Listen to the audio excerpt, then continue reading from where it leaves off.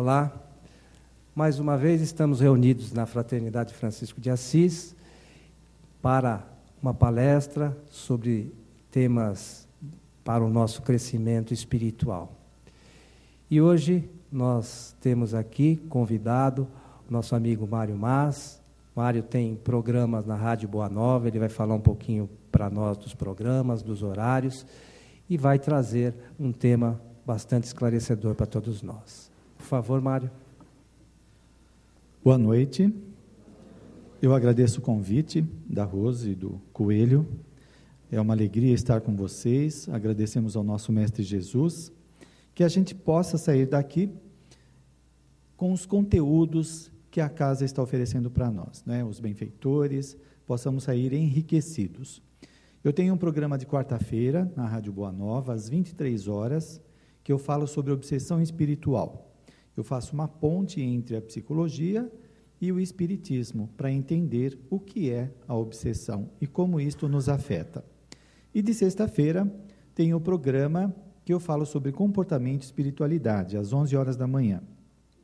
Também é uma ponte entre a psicologia e o espiritismo, e eu estudo mais a fundo as obras de Joana de Ângeles, a benfeitora que faz essa ligação entre o espiritismo e a psicologia junguiana. Então, a gente busca esclarecer aspectos do comportamento nessa visão ampla do espiritismo e da psicologia. Bem, nós vamos falar sobre conscientização. O objetivo é tocar no autoconhecimento, porque é por aí que começa a nossa transformação, o nosso crescimento.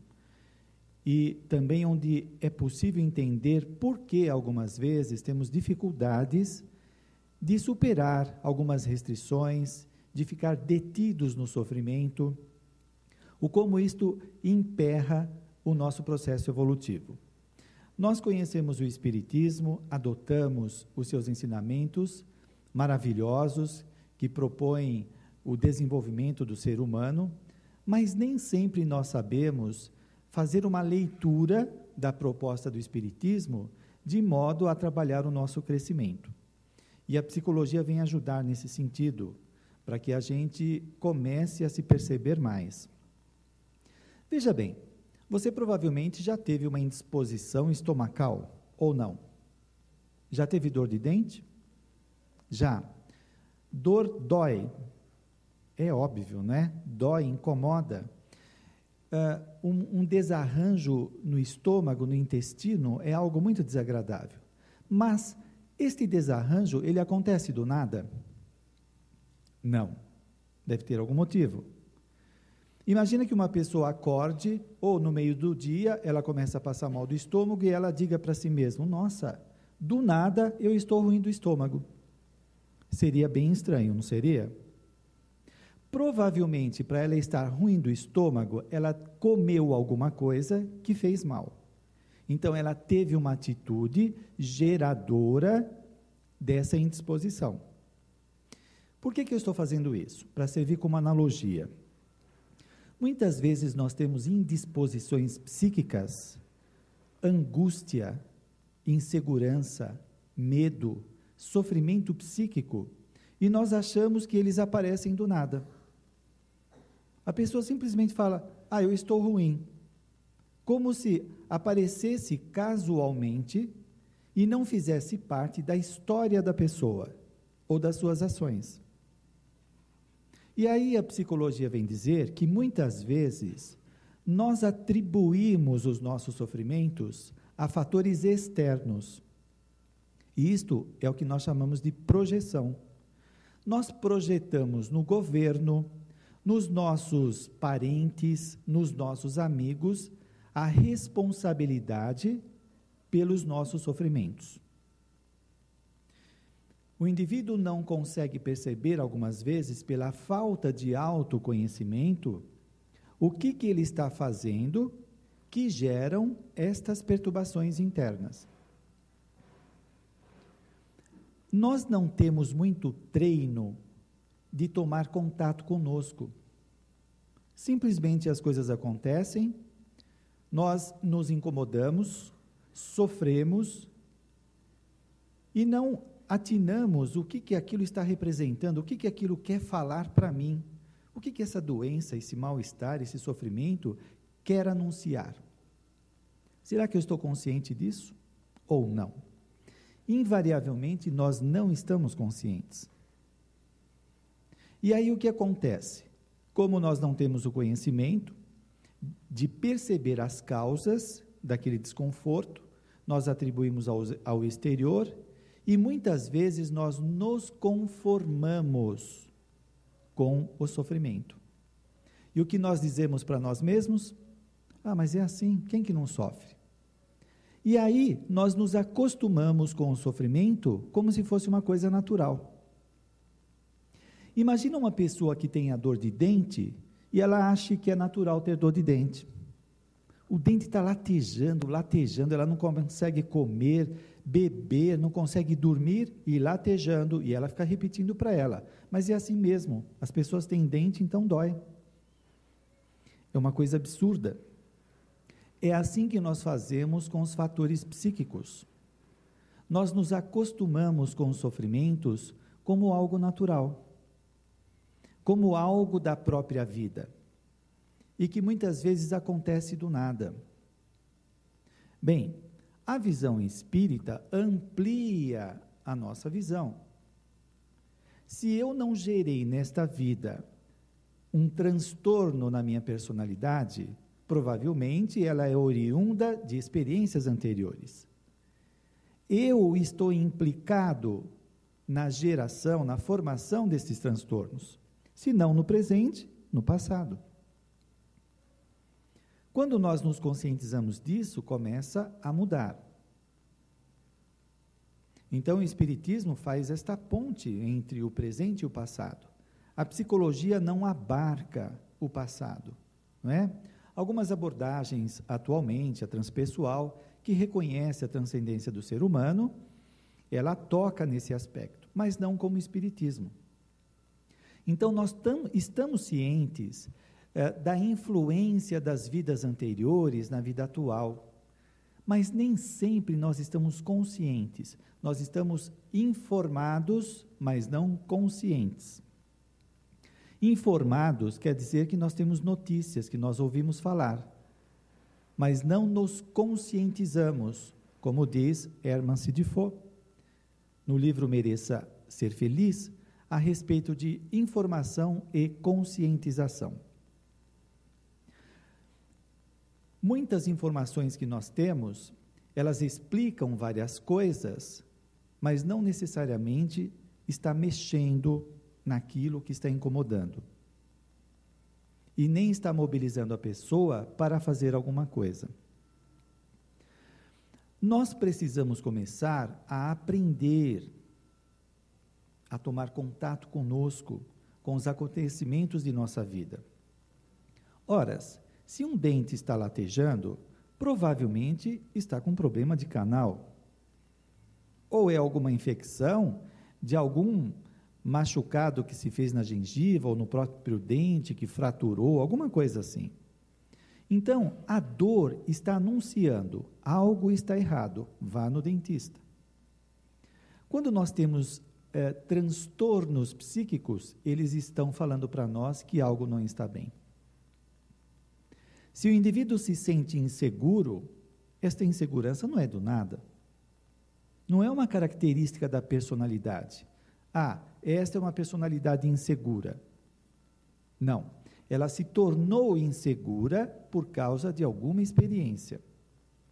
O indivíduo tem medo, alguma coisa aconteceu que o assustou e que ficou gravado de tal forma no seu psiquismo que experiências ou situações semelhantes causem este medo. Então, veja, o desconforto que o indivíduo tem está falando para ele que alguma coisa não está bem. Invariavelmente, são as emoções que anunciam isto que está acontecendo conosco. Vocês vejam, algumas pessoas não conseguem distinguir pensamento de emoção. Às vezes você pergunta para a pessoa, o que você está sentindo? Ela fala de um pensamento. Ou você pergunta para ela, o que você pensa sobre isso? Ela fala de um sentimento. Vamos fazer um teste com você? Está disposto? Posso perguntar direto qual é a diferença de um e de outro? Não vamos ser tão indelicados, não é? Emoções são reações que nós temos intensas de acordo com algumas experiências, como medo, alegria, tristeza, raiva, ciúme. E pensamento é uma reflexão. É um conjunto de ideias em torno de alguma coisa. A emoção, assim como o nosso ouvido, nós escutamos, ele tem uma função de captar informações, as células gustativas têm a finalidade de saborear alimentos, a emoção tem a finalidade também de falar para nós, falar é de forma figurativa, como estamos nos sentindo, não pensando, sentindo. Se eu estou triste, eu estou sentindo tristeza. Pensar é refletir sobre a tristeza, não é? Puxa vida, eu perdi tal pessoa, ou eu passei por aquela experiência desagradável, e isto me gerou um desconforto. Então eu estou refletindo. E a emoção ou o sentimento é o que eu sinto diante daquela experiência. Muito bem. Nós, desde pequenos, nós aprendemos a reprimir os sentimentos. É muito comum a criança chegar para os pais e dizer: eu estou com medo do escuro, eu queria dormir com a luz acesa. Aí o pai ou a mãe, de forma bem didática, não é? Aquela didática que acaba com a vida da criança, fala: você não tem que ter medo, você tem que ser corajoso, não tem nenhum mal, por que você tem medo? O que o pai ou a mãe estão fazendo? Negando a emoção da criança. Se a criança chega autenticamente e fala: mãe, eu não gosto daquele tio lá que vai vir visitar a gente, ou eu não gosto de ir na casa daquela tia, aí o pai e a mãe provavelmente vão dizer que ele não tem que gostar, que não gostar, ele não tem que pensar ou sentir alguma coisa, ele tem que ir e pronto. Novamente, a emoção dele está sendo desautorizada, ele não tem o direito de sentir. Com o passar do tempo, ele vai aprendendo que tudo que ele sente não tem importância. Aí ele vai se tornar um adulto robô, que não sente. É frio, gelado, não tem nenhuma emoção, está sempre só pensando, e não sente a vida. Nós precisamos resgatar as emoções, elas são muito importantes, porque é a partir delas que nós começamos a sentir a vida. Quando eu digo eu gosto de alguma coisa, eu estou falando de emoção. Eu não gosto é emoção. O indivíduo que congelou a emoção, ele não sabe se gosta. Você pergunta para algumas pessoas: você gosta disso ou daquilo? Ela não sabe, ela tem que consultar alguém. Porque ela perdeu a capacidade de avaliar uma situação. E a sociedade tem valorizado muito o intelecto, não é? Somente ultimamente, alguns psicólogos, como Daniel Goleman, que escreveu o livro Inteligência Emocional, que começou a falar da necessidade de tomar contato com as emoções, que é muito importante. Se nós formos educados de forma a reprimir as nossas emoções, está na hora de começarmos a resgatar.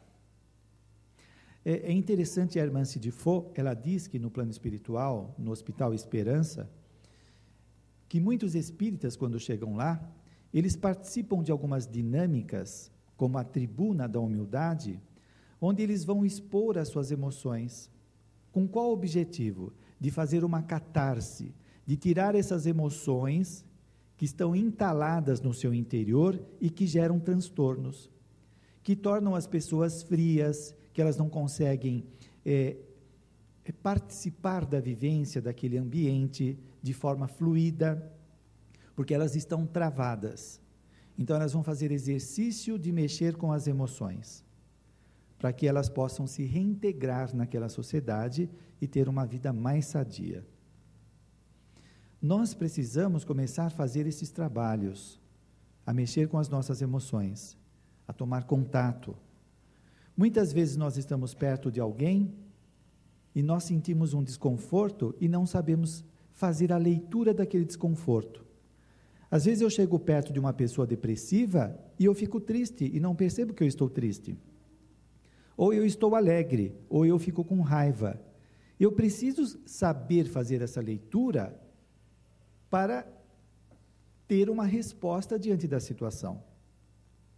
E muitas vezes nós negamos essa emoção, aquilo que eu estou sentindo perto de alguém, porque eu aprendi na infância que não é legal sentir alguma coisa, e eu fico trabalhando só com a minha razão. E eu perco uma parcela muito grande daquela experiência, não é? A nossa capacidade ampla de perceber várias coisas vai sendo fragmentada, e nós vamos perdendo com isso. Por isso, cada vez mais nós temos que tomar contato, em qualquer experiência que nós estivermos com os outros, sentados aqui, sobre o que está sendo falado, nas palestras, nos nossos eventos sociais, nós temos que tomar contato com as emoções para participar da vida. Porque um subproduto também deste congelamento das emoções é que depois passam os anos e nós temos a sensação de que não vivemos. Parece que está faltando algo. Tem um vazio dentro de nós. E aí nós olhamos para o passado com saudade de uma série de coisas que aconteceram e que na época nós não estávamos presentes. Nós não saboreamos, nós não vivenciamos aquelas experiências. Porque naquele período, quando nós estávamos lá, nós estávamos congelados, não prestando atenção e vivenciando aquele presente e pensando no futuro, ou pensando num passado. E desse modo nós nos ausentamos do presente. Aí novamente tem um conflito psicológico. Quando há algo desagradável, desconfortável que o indivíduo não identifica, é comum ele fugir do presente através desses mecanismos psicológicos.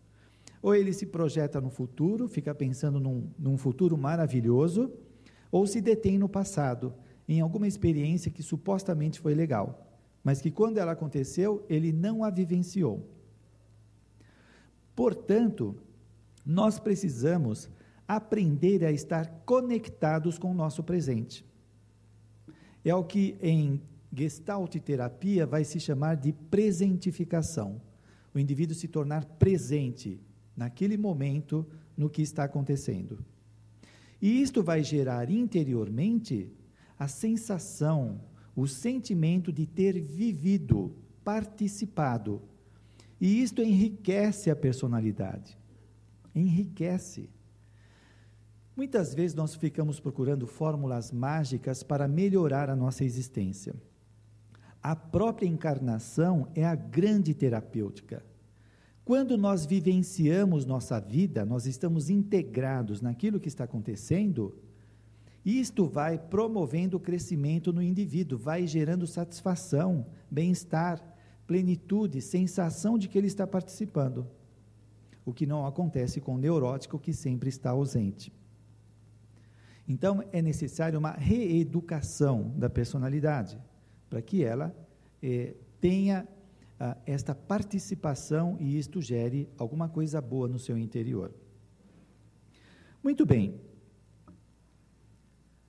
Eu citei esses desconfortos que nós possamos ter, psíquicos, que são vários, não é?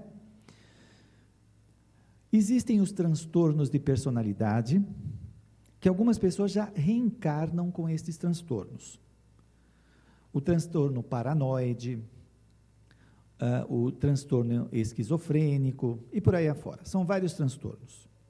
Por que a pessoa reencarnou assim? Porque ela teve azar de nascer naquela família que tinha uma linha genética doente? Não.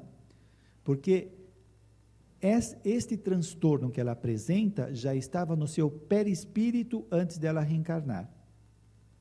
Ela gerou esse transtorno por conta da sua conduta anterior. Eu gosto de usar exemplos. Imagina a sua vida atual. Você está levando a sua vida bem, está convivendo com as pessoas, se relacionando, mas de repente, por conta de ambição, você começa a ter algumas atitudes equivocadas. Você começa a prejudicar algumas pessoas, e isto traz sofrimentos para esta pessoa, você se sente culpado, e você tenta superar essa culpa através de comportamentos mais equivocados, como bebida, droga, agressividade, ou começa a fazer coisas mais nocivas, e isto vai gerando problemas na personalidade. Aos poucos, isto vai transtornando a personalidade, vai adoecendo a personalidade. Se ela não se corrige, ela vai passar o resto da sua existência com esses problemas, vai desencarnar e depois reencarnar novamente, já carregando os transtornos que ela formou agora nesse exemplo que eu dei. Deu para entender? Muito bem. Desse modo, nós trazemos do passado aquilo que nós fizemos, pensando somente em atender os nossos interesses, não é? É claro que aí, a responsabilidade que o indivíduo tem pela sua vida é de acordo com o seu nível de evolução, seu grau de consciência. A responsabilidade é consoante este grau de consciência que o indivíduo tem. E também é levado em conta os atenuantes e os agravantes nos problemas que o indivíduo possa ter. Que atenuantes e agravantes? O meio familiar, a sociedade, não é? Tudo isso é analisado pelos benfeitores espirituais. Muito bem, então o indivíduo, ele reencarna já trazendo estes transtornos do passado, como ele pode provocá-los atualmente e vivenciar esse transtorno agora, pelos males que ele pratica a outrem ou a ele mesmo. Continuamente nós estamos mexendo no nosso destino. O Espiritismo fala que nós somos construtores do destino. Então, este mal-estar interior, essa desarmonia, que a gente vai sentir, cada um tem as suas experiências. Algumas pessoas sentem os pensamentos confusos, uma apreensão constante. Outras vezes são emoções conturbadas, sem que a pessoa se dê conta, ela sente uma tristeza, um vazio, um medo, uma angústia que domina a personalidade. Depois passa, ela volta normalmente a levar a sua vida, fica confiante, começa a tecer novos projetos na vida, aí novamente tem aquela queda, aí se sente mal, acha que não está valendo se esforçar, não está valendo a pena fazer o curso no Espiritismo, não adianta tomar passe. Calma lá. Estas oscilações ainda são naturais. Então, nós não temos uma condição retilínea, que é sempre igual. Não, é assim, olha, altos e baixos, altos e baixos. Quando nós temos consciência disso, faz a diferença. Por quê?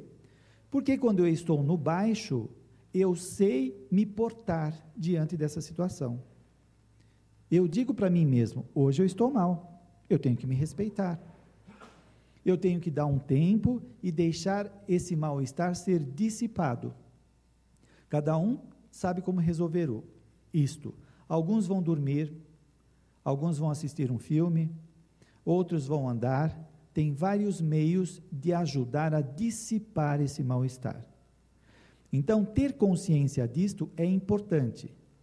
É diferente da pessoa que não tem consciência e quando há esta queda, ela começa a se auto-julgar de forma nociva. Aí ela começa a se prejudicar mais ainda.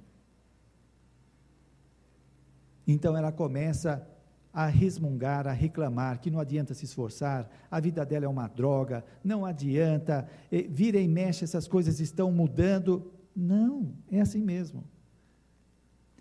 Quanto mais ela começa a se criticar, mais ela começa a gerar confusão, a alterar as suas energias, e demora mais para passar. Se ela fica se maltratando desse modo, o que poderia durar um dia, ou 2 ou 3, pode durar uma semana, um mês, e vai se alongando. Então, nós temos que tomar cuidado. Aí nós vamos encontrar informações lá nas obras básicas, com Allan Kardec, como nas obras subsidiárias, de saber enfrentar a prova com coragem e não ficar resmungando, brigando com a prova. Se eu resmungo, se eu brigo com a prova, eu não aprendi. Então, vou ter que recapitular, vou ter que passar novamente pela experiência, até aprender. E você veja, esta atitude é uma atitude de um ego imaturo, um ego que não sabe enfrentar as coisas, que quer que as coisas sejam do seu jeito, é o capricho, não suporta lidar com frustrações, com alterações, aí a pessoa tem um chilique, é um ego imaturo. O que é esperado de um ego maduro é que ele saiba enfrentar os desafios da existência, e não simplesmente cair nesse chilique, que é uma rebeldia, né? Ficar brigando, porque isto é uma oposição às leis divinas. Será que Deus errou por ela estar passando por aquilo? Certamente que não. Como diz André Luiz, no livro Sinal Verde, nós contraímos débitos no atacado e pagamos no varejo. Essas gotas que nós estamos pagando é no varejo, é pouca coisa, e a gente já está brigando. Agora, imagina se viesse no atacado. Se tudo aquilo que nós fizemos viesse, ele atacaria, invadia a nossa mente. Seria difícil de suportar. Aí a gente mostra um outro lado nosso também, que às vezes nós somos um pouco mimados, não é? A gente quer do nosso jeito, não aceita, fica questionando, em vez de buscar conhecimentos que nos libertem da ignorância causadora desta rebeldia. Quando Jesus propõe conhecer a verdade para que a verdade nos liberte, a Hermann de Foucault vai dizer que esta verdade é a verdade nossa, a verdade de cada um, a verdade da própria pessoa. Porque aí nós poderíamos também indagar, mas que verdade? A verdade é Deus? Mas nesse momento nós não temos condição de conhecer Deus na sua plenitude. Por isso ela propõe, a verdade que nós temos que conhecer é a respeito de nós mesmos. E isso significa entrar em contato com tudo isso que nós formamos em nossas vidas. Saber o que carregamos em nosso interior, esta verdade sobre nós, para a gente ter uma postura diante da vida mais construtiva e não reativa. E aí sim nós começamos a trabalhar para modificar tudo isto que causa aborrecimento. Então estes transtornos que eu citei, eles são resultados das coisas que nós temos feito na vida. Está desagradável? É o que a gente tem escolhido. E que nós vamos fazer o quê? Quando nós buscamos algumas terapias, elas são apenas paliativos. Vai ajudar um pouquinho aqui, outro pouquinho ali, ameniza. Então o indivíduo vai buscar os florais, vai usar cristais, vai fazer terapia, vai fazer viagem, uma série de coisas, massagens, tudo isso mexe um pouco, dá um certo bem-estar. Mas não está modificando, não está extirpando alguns equívocos que nós carregamos dentro de nós. Então, diz Hermann de Foucault, a verdade que conheceremos e nos libertará será a verdade sobre nós. A consciência de si oferecerá recurso para transitar na evolução com felicidade. A consciência de mim mesmo. Então eu começo a entrar em contato com as coisas que eu tenho feito na minha vida. Ou o que eu estou deixando de fazer que tem gerado problemas na minha existência. Bom, desse modo então, eu deixo de projetar no exterior, de atribuir ao exterior o motivo dos meus sofrimentos, como o governo, a família, a sociedade de um modo geral, E como diz a psicologia, eu recolho a projeção, eu deixo de projetar, eu trago de volta. E começo a perceber o que eu estou fazendo para estas coisas acontecerem. Aí eu já começo a mexer na causa. Se eu sou o construtor do meu destino, e eu deixo de gerar problemas na minha vida, eu posso começar a gerar coisas satisfatórias, crescimento, desenvolvimento, conforme as atitudes que eu vou tendo na vida. A Hermance de Faux diz que a conscientização vai além da informação. A informação é ter notícia. Bom, eu estou informado que eu sou orgulhoso. Estar informado não está mudando o meu orgulho.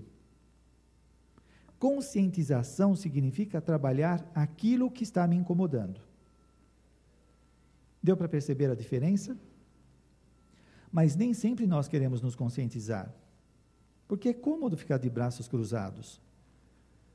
Algumas vezes é mais fácil ficar esperando que os espíritos venham trazer as soluções para nós, não é?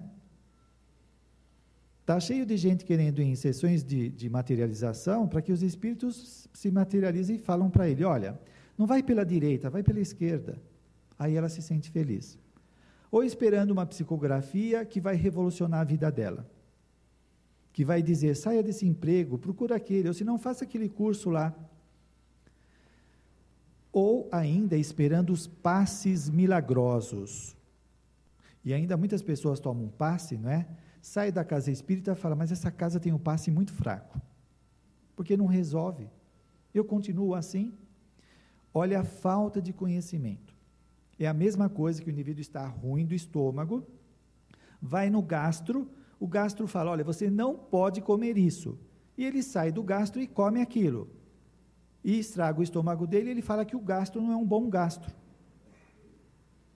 Ora, o indivíduo, quando vem tomar passe, vai ser feita a reposição de energias, vai ajudá-lo.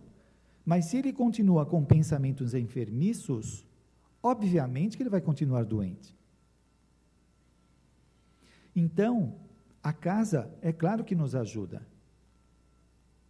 Emmanuel, numa das suas mensagens, ele fala que os benfeitores jamais vão fazer para nós o que compete a cada um de nós fazer. Eles não vão fazer no nosso lugar. Imagina que um professor na escola tome o lápis da criança e faça no lugar dela A, E, I, O, U, A, E, I, O, U. Como que essa criança vai sair da escola? Analfabeta. Se os espíritos fizerem para nós, nós não desenvolvemos os nossos potenciais latentes. Para eles se desdobrarem, para nós crescermos, para nós realizar essa perfeição relativa que nós vamos desenvolver, é preciso o enfrentamento da existência. Enfrentar as situações, os desafios, as situações chatas, desagradáveis, as situações boas, curti-las também, não é? Porque você veja, um neurótico, ele é problemático. Além de ficar brigando com a vida, de ficar reclamando de tudo e de si mesmo, quando ele vivencia algumas coisas boas, ele não desfruta. Porque ele está brigando com a situação. Ele briga com ela, então ele não saboreia. Imagina que você queira comer um bolo de chocolate, você está fazendo o seu regime. Aí chega no domingo, você vai comer o seu bolo de chocolate. E na hora que você pega o seu bolo de chocolate, você come e nem percebeu. Porque a mente não estava presente. Então não saboreou, porque a mente está doente. É assim que acontece com as nossas experiências boas. Nós passamos por elas e não saboreamos a experiência. E este saborear significa se plenificar, se fortalecer, gerar forças interiores, bem-estar, que vai trazer lucidez. Ao contrário disso, muitas vezes a pessoa está experienciando a situação, está brigando, questionando, se oposicionando, e desse modo a experiência passa e ele não vivencia. Joana de Ângeles fala que nós temos que saturar a nossa mente de positividade. Pensa na sua semana, como que foi? Provavelmente você vai lembrar da fechada que levou do carro, alguém que brigou com você, alguém que foi indelicado no banco, e por aí afora. provavelmente não vai lembrar das experiências boas. Isso quer dizer o quê? Que a pessoa está saturada de pensamentos doentios, que geram confusão mental. Se gera confusão mental, a pessoa não tem lucidez. Se ela não tem lucidez, ela não consegue perceber com clareza a vida. Se não percebe com clareza, a vida parece ameaçadora. Portanto, a maioria dos problemas nossos são imaginários e não reais. Nós precisamos nos reeducar para vivenciar essas experiências satisfatórias que vão saturar a mente com energias saudáveis e trazer lucidez. O indivíduo vai se sentir bem, fortalecido para enfrentar os desafios da vida. Do mesmo modo, quando nós entramos na casa espírita, no último livro de Manuel Filomeno de Miranda, Transtornos Psiquiátricos e Obsessivos, ele vai falar que a casa espírita está tão bem preparada com as energias que os frequentadores, quando adentram a casa, são beneficiados, e essas energias já tiram muito da densidade que o indivíduo está carregando, por conta dos seus pensamentos, atividades, etc. Isso beneficia deveras o indivíduo. E muitas vezes nós estamos aqui, na preleção, ou aguardando para tomar um passe, nós estamos pensando no trabalho, em casa, o que a gente vai sair, o que vai fazer quando sair dali, e não se beneficia desta preciosidade que a casa está nos oferecendo. Você veja como que é a nossa rebeldia. E aí, como as coisas não acontecem no ritmo que nós queremos, nós vamos atribuir alguma coisa estes desconfortos que nós vivenciamos. Muito bem, então conscientizar é começar a trabalhar para a mudança. É tomar contato com o conteúdo da mente. Se eu sei que eu sou orgulhoso, o que eu faço? Algumas pessoas caem também tem um certo exibicionismo, não é? É uma mistura de neurose com exibição, alguma coisa meio louca assim. Então a pessoa diz, mas eu já reconheço que eu sou orgulhoso. Tá, e o que você faz com isso? Tem que trabalhar o orgulho, tem que vencer o orgulho. Se eu reconheço que eu sou uma pessoa preguiçosa, eu tenho que vencer a preguiça. A Hermance de Faux, ela trabalha muito o comportamento do espírita na casa espírita. Muitas pessoas acreditam que trabalhar na casa espírita muda a personalidade. Ou seja, o indivíduo está trabalhando no passe, está fazendo entrevistas, está fazendo a preleção, ele acha que essas atividades estão mudando os vícios morais dele. Não necessariamente. Porque está cheio de trabalhador que são arrogantes, vaidosos, que são secos com os outros, rudes. Então, que mudança que está havendo? Bem, o fato de a pessoa estar trabalhando é muito importante, sem dúvida. Ela está desenvolvendo a mediunidade, percepções avançadas, não é? Ela está trabalhando para a sua mudança. No entanto, como diz Joana de Ângeles, ela tem que ter um encontro consigo mesmo. Eu tenho que estar consciente quais são as minhas imperfeições, quais são os problemas da minha personalidade e enfrentá-los. Se eu vou no passe, eu dou passe, eu estou desenvolvendo faculdades irradiativas. Eu não estou trabalhando problemas comportamentais. Este sou eu que tenho que fazer. Quantos de nós entramos na casa espírita, trabalhamos em algumas atividades e somos de difícil sociabilidade? A pessoa trabalha 10 anos, 20 anos na casa e não consegue contato com a maioria das pessoas na casa. Alguma coisa está errado, ou não. Ou ela acha o quê? Que ela vem, dá passe e vai embora, ela já está santificada? Ela tem um problema social grave e não resolve. Ela não consegue se socializar. E quantos outros não conseguem ter afeto? O indivíduo entra na casa espírita, não cumprimenta ninguém. Tem dificuldade de dar e receber afeto. Isto é um problema, ou não é? O indivíduo acha que ele vai desencarnar e vai chegar no plano espiritual super afetuoso, sociável. Já um espírito angélico que já venceu todos os problemas? Provavelmente não. Ora, a gente poderia dizer que na casa espírita é um grande laboratório onde nós vamos vencer as nossas imperfeições também, como na vida social. Então, se eu tenho dificuldade de me aproximar das pessoas, eu preciso começar a me exercitar para me aproximar, para conversar, para vencer os meus medos. Senão vou desencarnar sim, como consta nos livros de Herman Sidifo, nos livros do Manuel Filomeno de Miranda, que fala da mesma instituição. Nós precisamos mudar, né? Aí vem a questão da consciência.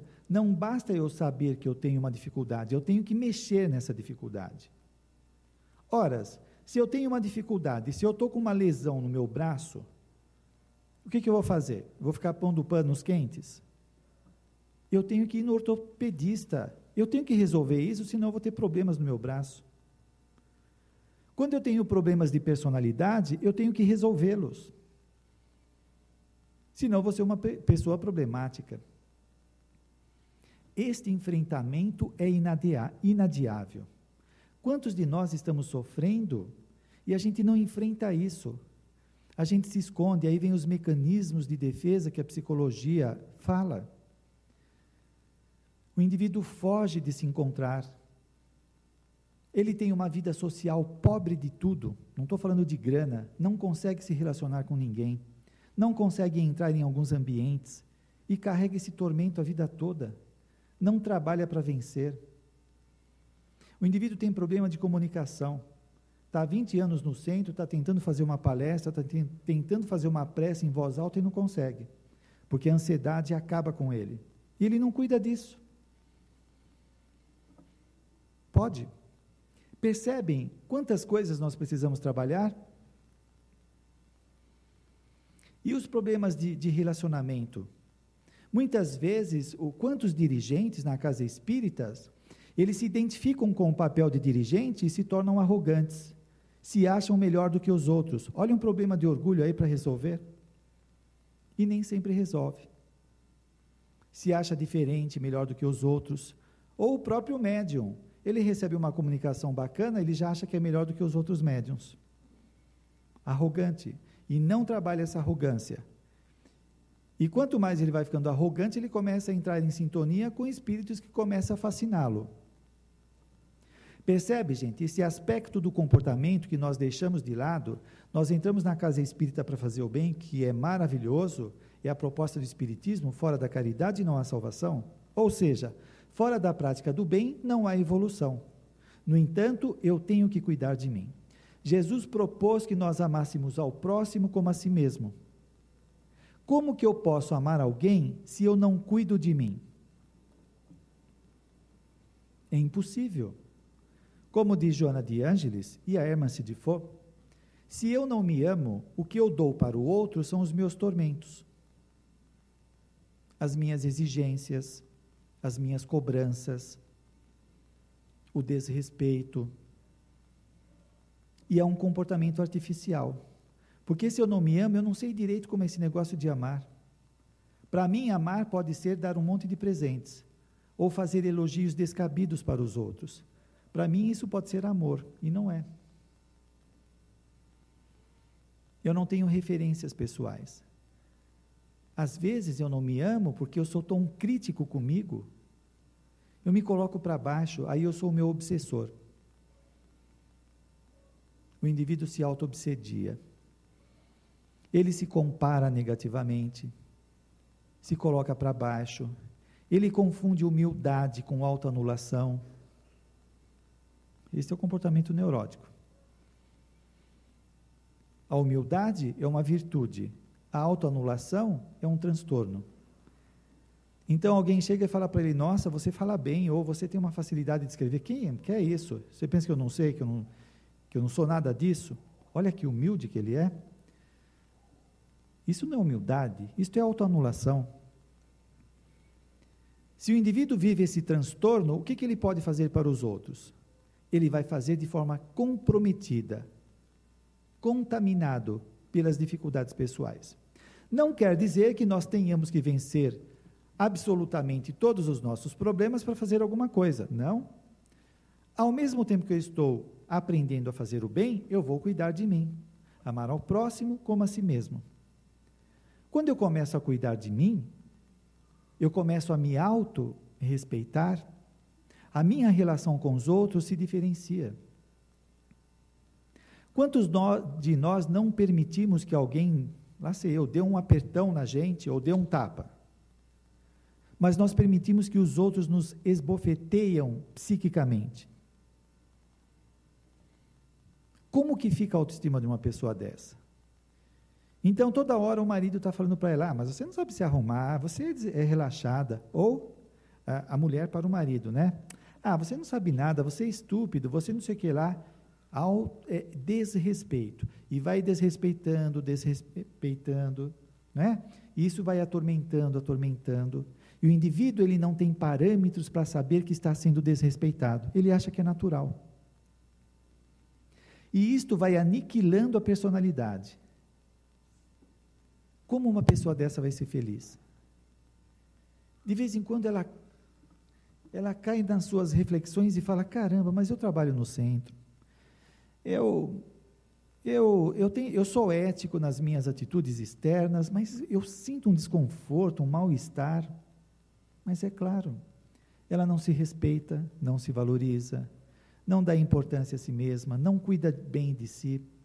Como que ela vai estar bem? E aí, nós espíritas temos uma solução para isso. Vocês sabem qual é? Na próxima existência, nós voltaremos maravilhosamente bem. Ou, na vida espiritual, nós vamos desfrutar da verdadeira felicidade. Olha que mágico! Ou ainda nós temos uma explicação. Mas eu sofro? Você não sabe, é por causa do meu karma. É o meu karma, eu tenho que passar por isso. Pronto, está resolvido. Isto melhorou a vida dele? Deu qualidade para a vida dele? Não. Mas ele continua nessa fuga psicológica de não se encontrar, de não trabalhar os seus tormentos.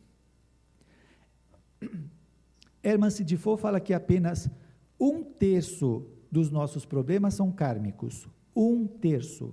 2/3 são comportamentais. É o que nós fazemos. É decorrente das nossas escolhas. Além do que, esta pessoa que está esperando uma felicidade na vida espiritual, ela não pode se esquecer que ela vai chegar lá do jeito que está aqui, porque os condicionamentos estão impregnados na personalidade. Ela vai chegar lá do jeitão que está aqui. Depende de algumas alterações, mais sofrimentos ou menos na transição, que possa mudar alguma coisa. Mas os hábitos ficam arraigados na personalidade. Portanto, os benfeitores falam que nós temos que aprender a ser felizes agora. Agora. Por que nós não podemos ser? Quem diz que nós reencarnamos para sofrer? A prova é para promover o crescimento do indivíduo. Não é para aniquilar ele. Esse discurso de que nós precisamos sofrer, porque se não tiver o sofrimento, não sei, é discurso de neurótico. A leitura que a pessoa faz dos livros espíritas está contaminado pelos tormentos pessoais. Porque a proposta do espiritismo é libertadora, é de trazer alívio, encorajamento, alegria.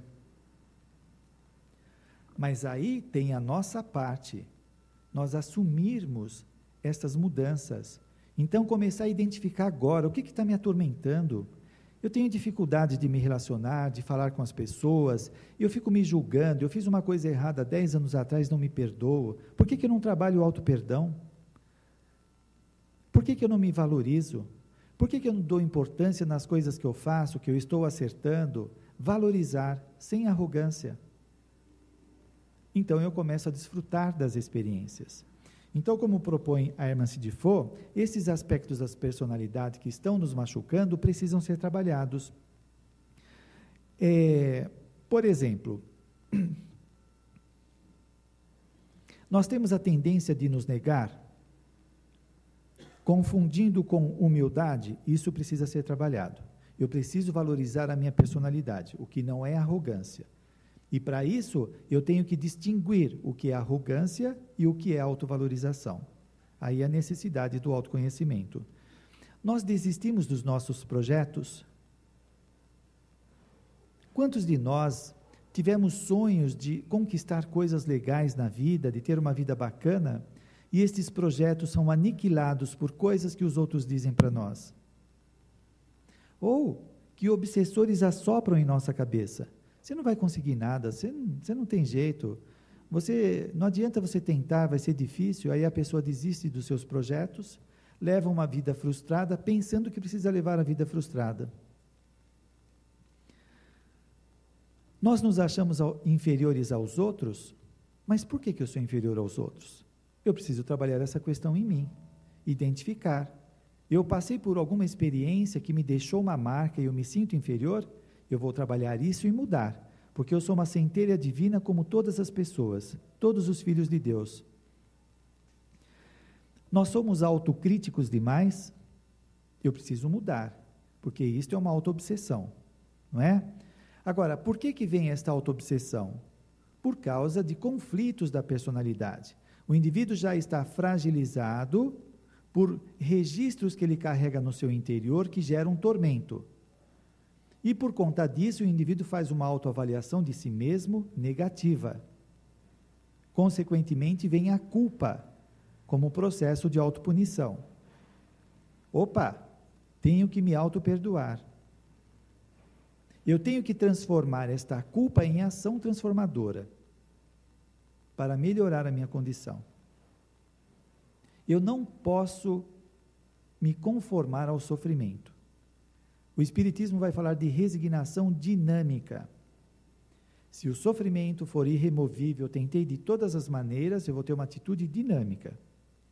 Quem quiser saber mais sobre provas e expiações, que são os mecanismos da lei de causa e efeito, leia o livro Plenitude, de Joana de Ângeles, que ela fala isso de forma bem ampla.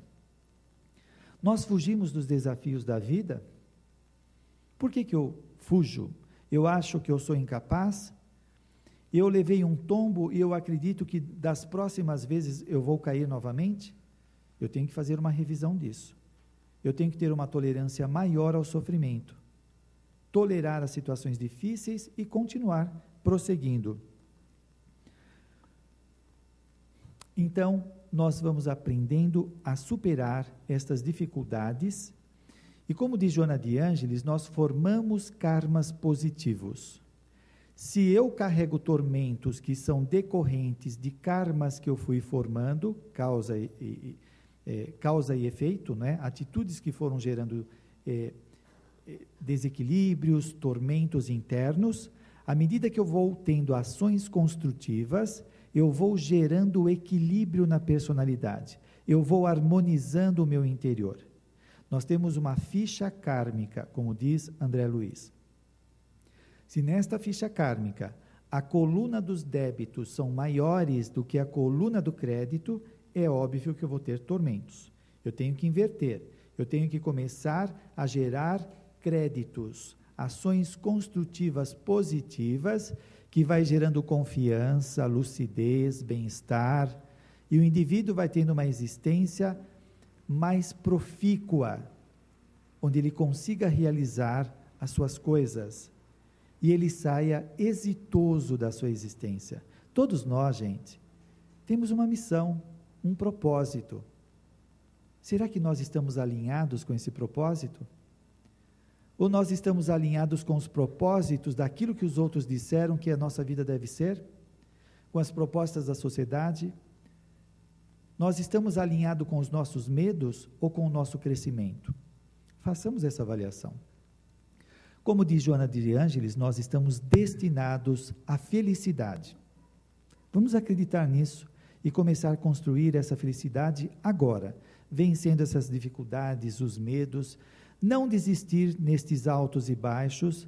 Esta persistência vai gerando na personalidade forças que vai fortalecendo ela para embates mais difíceis. E ela, assim, vai atingindo seus objetivos, e isto retorna para ela, esta trajetória, né, construtiva, retorna para ela em forma de feedback positivo, mexendo na sua autoestima, mexendo na sua autoimagem, se acreditando como uma pessoa merecedora de ser feliz, que é a nossa destinação. Muito obrigado a todos. Se alguém depois quiser fazer alguma colocação, eu estou à vontade. Boa noite para todos.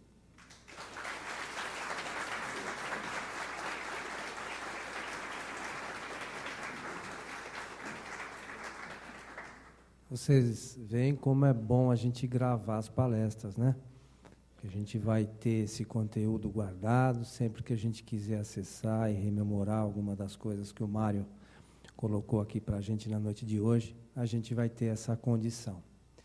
Então, a você que esteve ligado com a gente na internet ou em outros meios aí de comunicação, o nosso abraço, e a gente espera estar juntos novamente em breve. Até lá.